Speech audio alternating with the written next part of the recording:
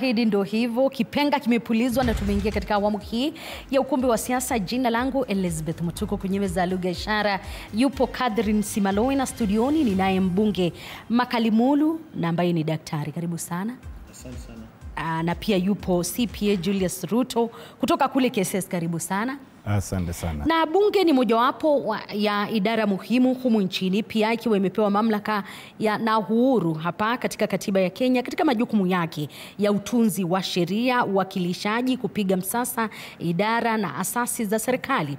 Ila maswali ya uhuru wa bunge la 13 sawa na mabunge mengine ya awali yameendelea kuchipuka kila uchao, idadi kubwa ya Wakenya ikionekana kukosa imani na wabunge na bunge, haswa jana wakati wa kupitia mswada wa fedha wa mwaka jana wa mwaka 2024, jambo ambalo lilichochea vijana wa Gen Z kushambulia bunge, likisalia gumzo hadi siku hii ya leo, wabunge hii leo wakiibua maswali makali kuhusiana na upeperushwaji wa taarifa hiyo. Lakini haya yote tunasalia kujiuliza iwapo Wakenya wanahisi kikamilifu nafasi ya bunge humu nchini, na ninakupa nafasi kufuatilia mjadala huu kwa 22047 na mitandao ya kijamii @TV47 Kenya pale Facebook na ukurasa wetu wa X. Mheshimiwa Makalimulu, ninajua umekuwa bunge kwa miaka 15 endapo sijakosea.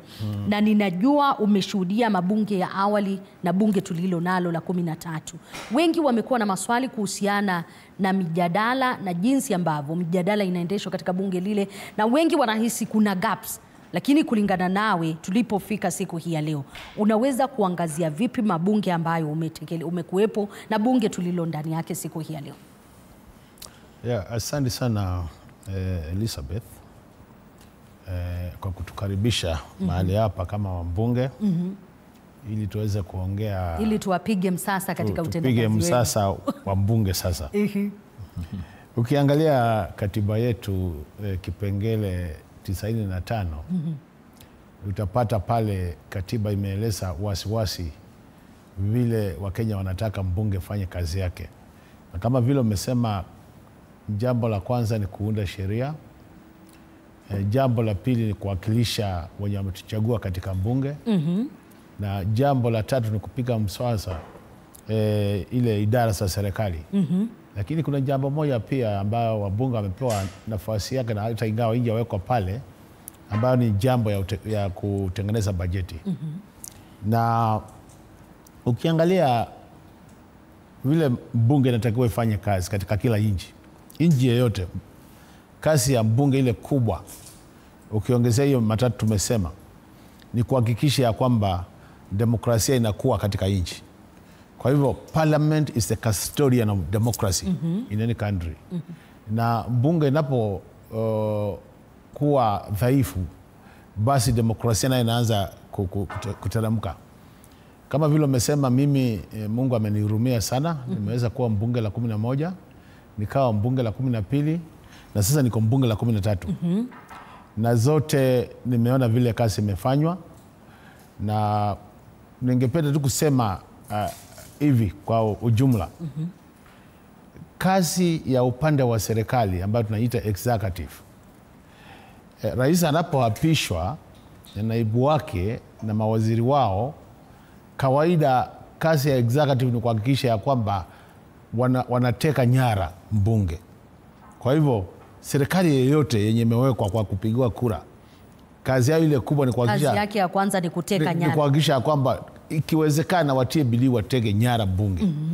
Kwa hivyo ukiangalia tangu bunge undwe, kila serikali ikiingia inajaribu sana kudhoofisha bunge, ndio iweze kuwa miswada yake itapita bila maswali, bajeti yake itapita bila maswali, na ikiwezekana kama bunge imedhoofika, basi ile kupiga mswada pia nayo inadhoofika. Kwa hivyo ile jambo tu inaachiwa mbunge sana sana wana ile representation, kwa sababu hawezi wakateremka kule nyumbani wakaongea na wananchi wakawaambia mbunge wenu ana maana. Lakini utakuta kazi ya kutengeneza sheria na kazi ya bajeti na kazi nyingine ya kupiga mswada inakuwa imekuwa sio vile inatakiwa.